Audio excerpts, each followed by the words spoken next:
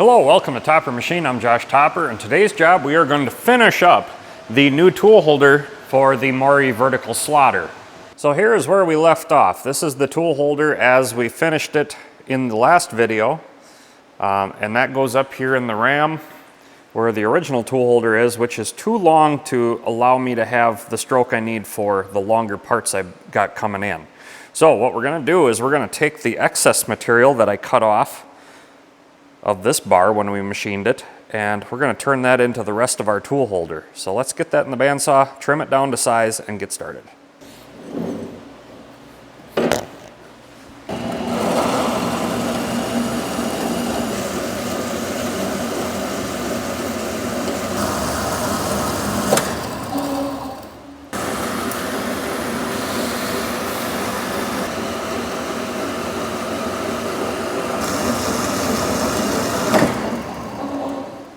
So we got it roughed out to about a 1/4 inch oversize all the way around, and we'll bring it over here to the Bridgeport and we'll start squaring it up.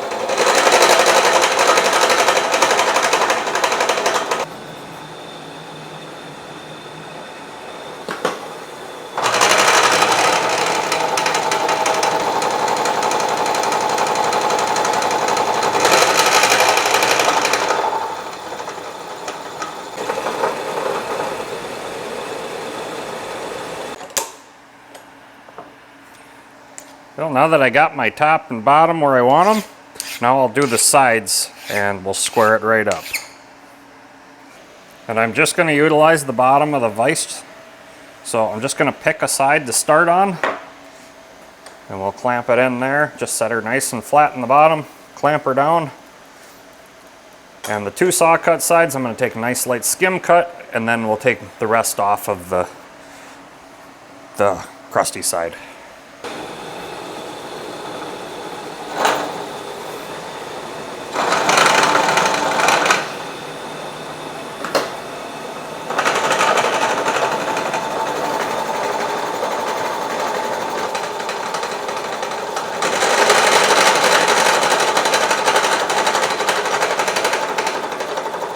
So now to get my second side, generally if this was short enough, I would just, put it in the vise with the jaw against, the smooth side against the back jaw and cut the one side.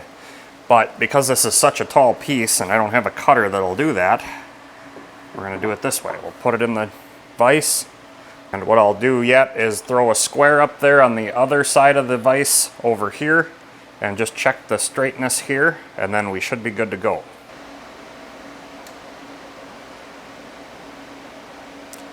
Close enough for this fixture. So I'm just going to take a very light cut here and hand crank it in, and hopefully we get 100% cleanup.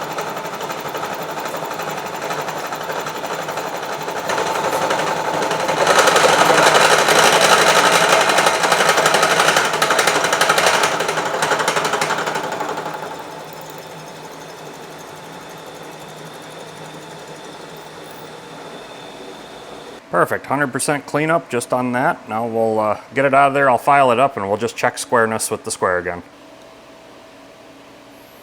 So that looks pretty good to me.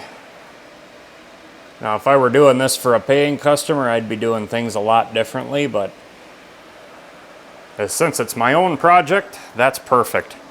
That'll work well, and I can make it work however I need to. So now we'll go ahead and put it back in the vise on the bottom. Now we got two perfect perpendicular surfaces. We can finish these two surfaces off.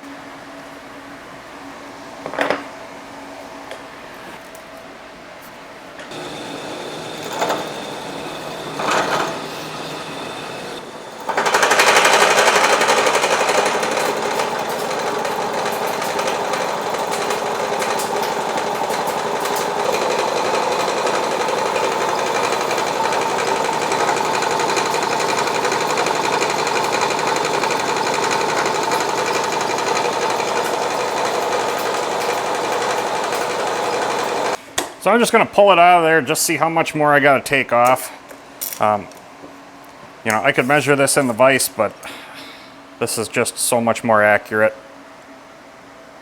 4.280 with the caliper roughly. So 280 thousandths to go on that side, and then that'll give us our 0 for this side. So we'll put her back in and mill her up.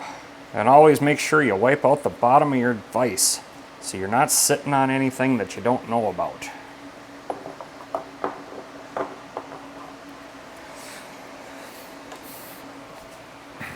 So we're going to go ahead and take 100 thou on this first pass. A little over 100 maybe.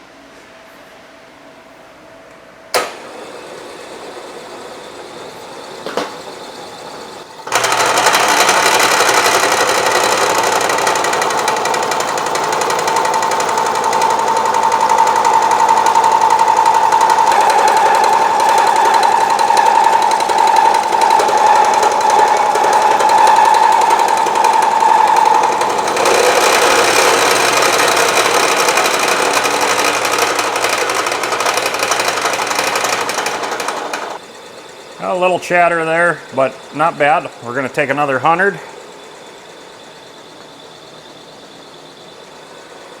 and let her cut.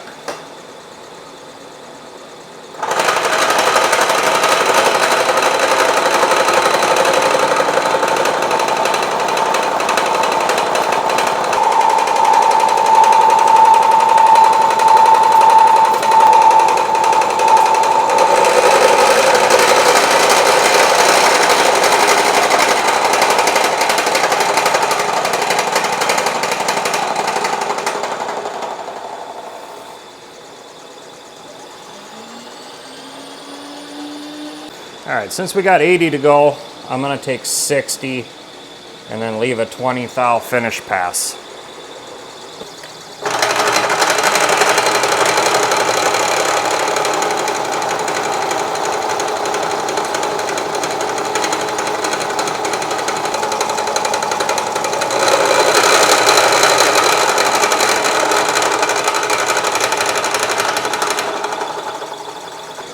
And the final pass.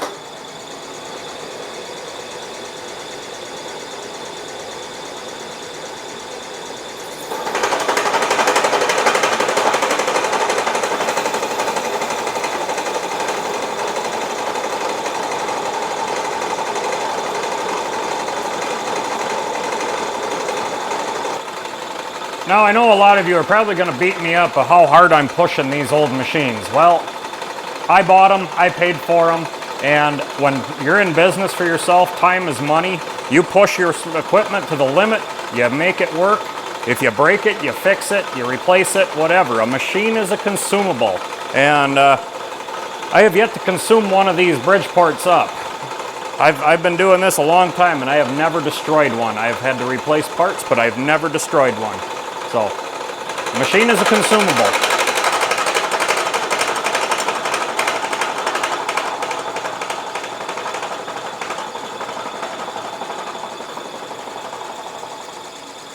That's a pretty good finish. Taking it slower like that. Now I'll get this one filed up, we'll rotate it, and I'll get this last side done. Okay, so a little trick for y'all. I zeroed out the knee at my finished height, and I left it there. Now I'm just gonna come in nice and gentle with my end mill, or my big face mill here, and make a notch. And that tells me how deep I need to go. So I don't go past my 0. You know, you can always miss your 0 by 100 thousandths, and that's not good. So now I'll back it off and we'll mill this one off.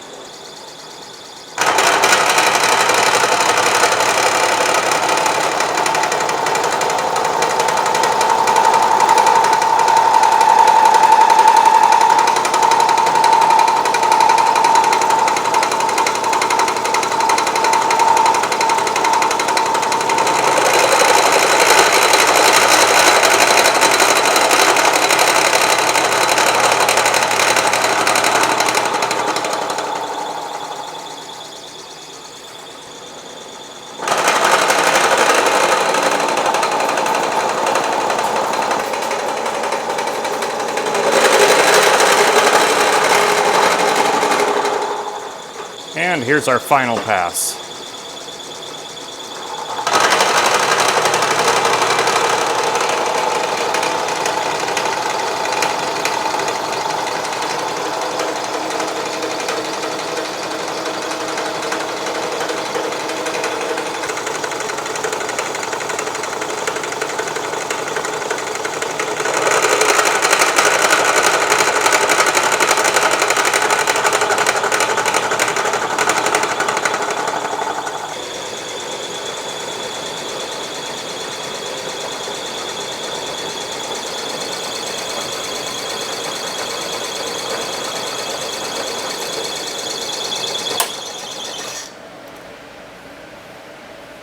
That's a nice finish. Okay, now that we're all milled up nice and square, what I need to do is I need to take the center out of this for the tool holder, and then it gets drilled and tapped on the sides for set screws to adjust the tool, and the through holes to bolt it to the new tool holder on the machine. So we need to take the center out of this first. I was going to do it on the Bridgeport, but I think it'd be more fun to do it with the horizontal.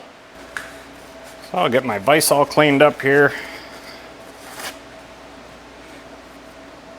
Make sure there's no high spots in the bottom, no chips that'll screw me over.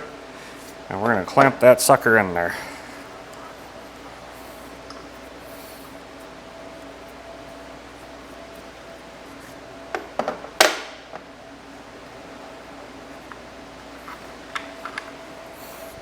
So after the last video I did with this, and we had a whole bunch of, wobble in the arbor here, I took some of the advice of the comments that were left about checking each individual spacer. And when I actually pulled it all apart, cleaned every one of them really well, and then put it all back together, and I am down to a very minimal amount of wobble now. It's a lot straighter. Now I just need to go through and check each one, because I'm sure I got a couple of bad ones in there somewhere is probably what's going on. So I'm still going to cut this with the 3/4 inch wide cutter. We're going to go 1 3/4 inch deep and 1 inch from either side. So we'll take this in a few passes. So let's get cutting.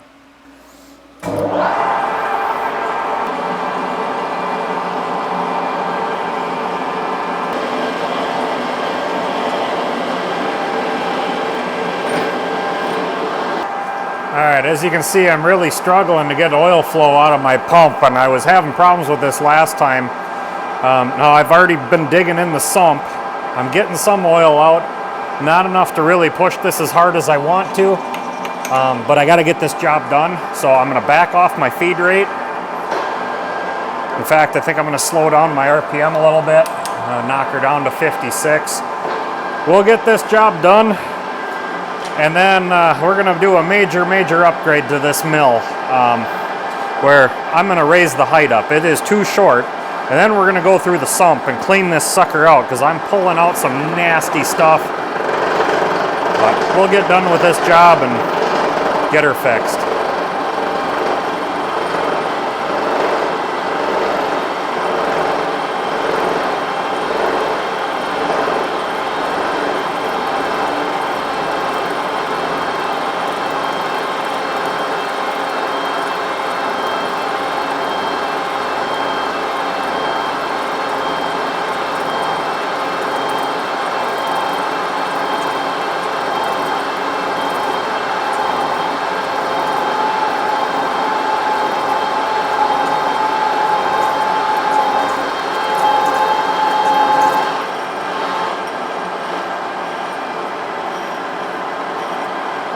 this just is not working with the oil flow I'm getting, so I'm going to switch to the cool mist.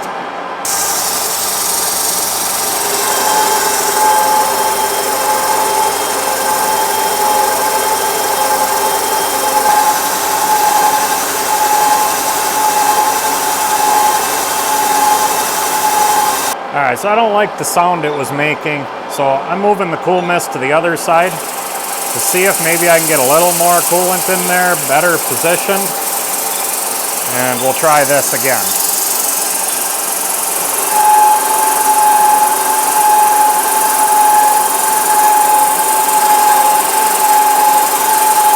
So I'm hoping it'll pick up that coolant and carry it around.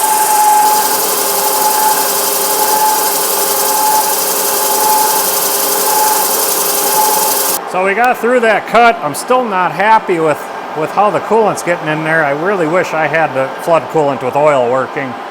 And before anybody beats me up on this, we're going to be changing out the full oil on this thing when we do the upgrade and raise it up and build a nice base for it, get it a few inches off the floor. So we'll be changing all this out, but I just got to get this done. So we're going to reposition here. We're going to try this.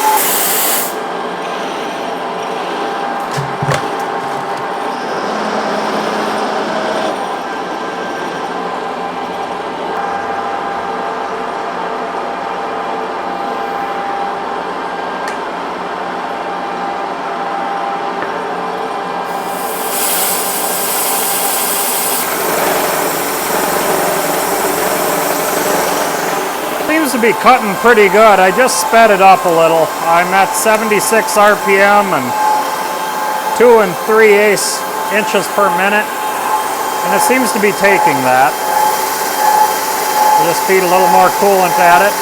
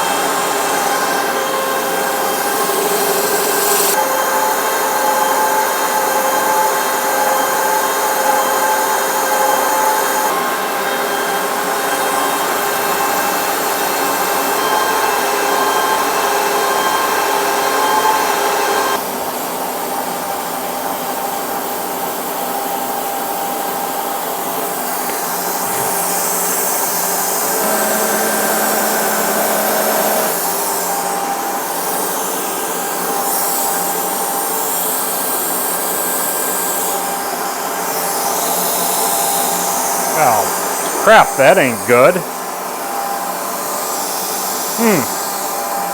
I got my groove done partially, but I've got a problem. I almost needed to put another spacer on this side, but I tried to keep it short so that I didn't have a lot of deflection. But I am out of travel. I can't come over any further. So since I need to finish this thing equally, I'm just going to go ahead and spin the part around and we'll just take that last cut. All right, well, this will be the last couple of passes here.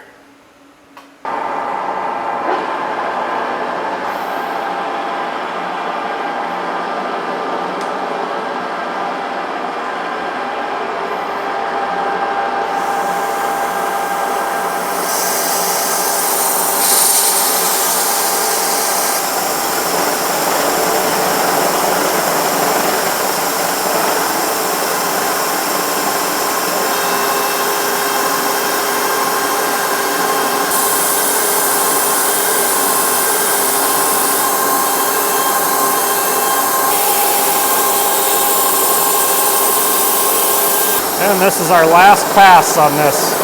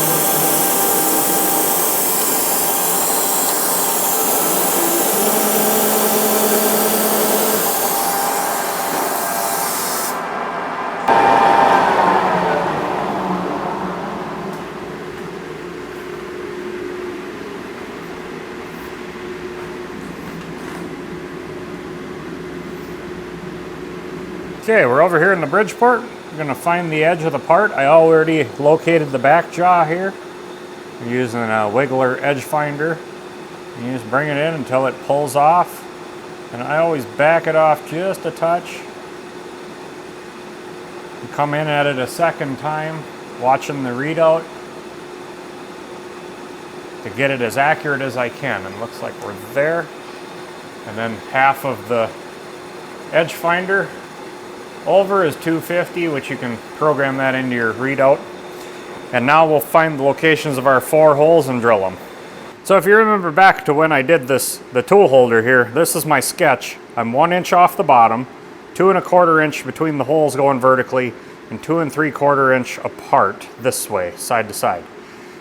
And now we just need to translate that over, so I'll be 1 inch up here and 2 3/4 inches apart. So 4 minus 2 3/4 is 1 1/4 inch. Half of that is 5/8. So we'll be 5/8 and 1. So we'll be right about here. And we'll drill that through, and then we'll do all 4 of them.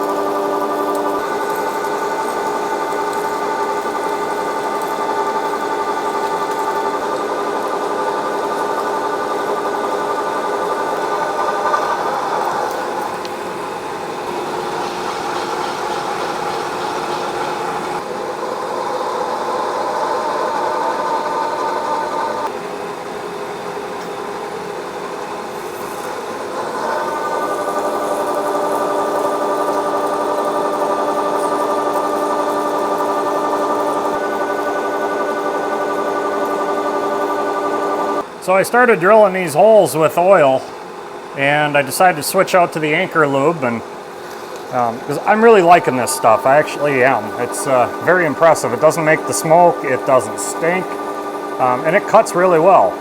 Tool life is good. So it's a hard habit to break, getting out of the oil, and it really doesn't take much. It goes a long ways, and it is definitely working good in this.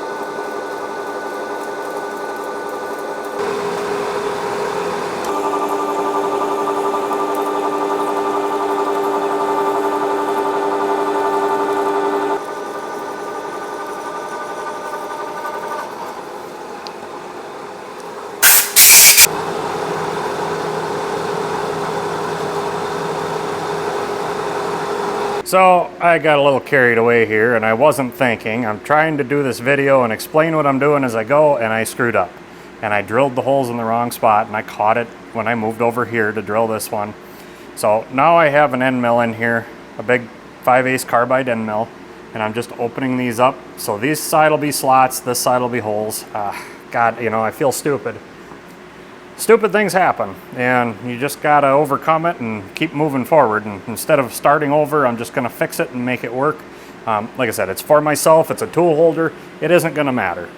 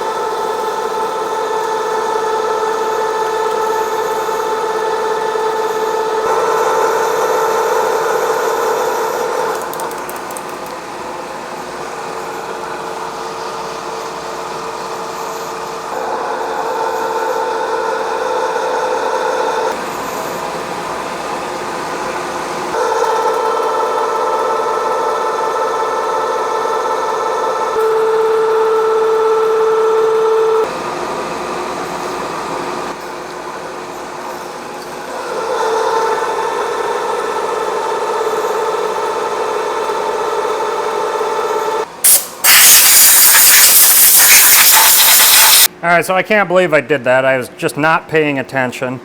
So I brought the tool holder over here and I grabbed some bolts, and we're just gonna make sure everything lines up. You know, doing these videos, I'm paying attention to the next scene, the next everything. and just not paying attention to what I'm doing sometimes, and it's comes around to bite me in the butt once in a while, but I think we're okay here. And when this all goes together in the final assembly, it'll be threaded rods, 5/8 B7 threaded rod, and that'll work out well. So everything goes in, everything threads in, other than I got some bolts that aren't the best. But yeah, lines up beautiful. So again, pay attention to what you're doing. Don't make mistakes like this one. This was just totally my own fault, and you know, I'm not perfect, and I paid the price for it, but at least it's something that I can live with myself. I would never send this out to a paying customer.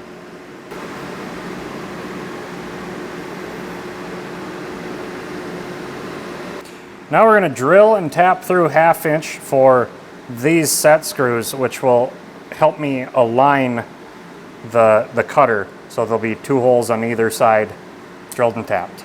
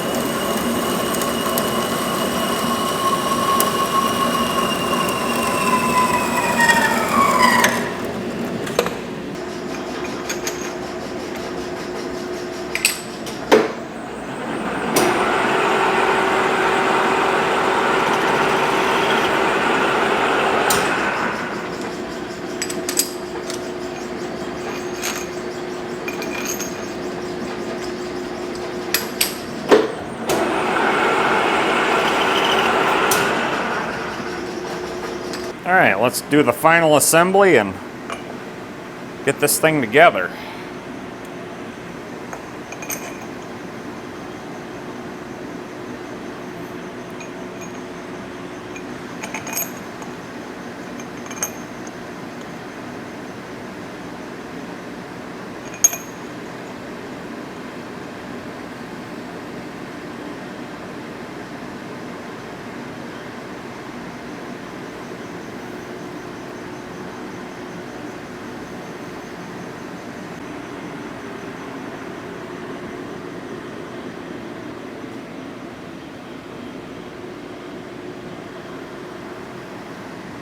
Well, there it is, all done with the exception of the flat bars to clamp the tool holder in. I thought I had a piece of 1 by 1.5 inch bar stock on hand, but I must have used it for something, so I'll order another stick of that. And I need a few more set screws. I ran through all of them that I had. These are the same set screws that are used in the CA and the DA Aloris tool holders, so I usually keep them on hand.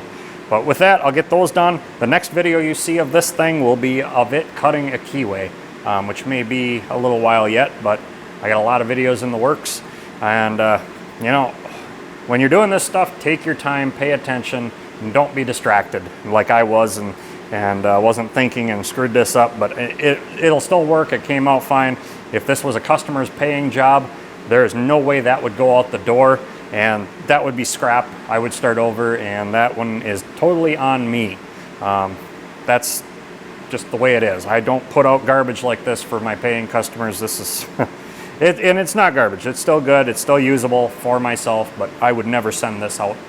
And so with that, we'll end here. Until next time, pay attention, don't do what I did, and you guys get your stuff done right the first time.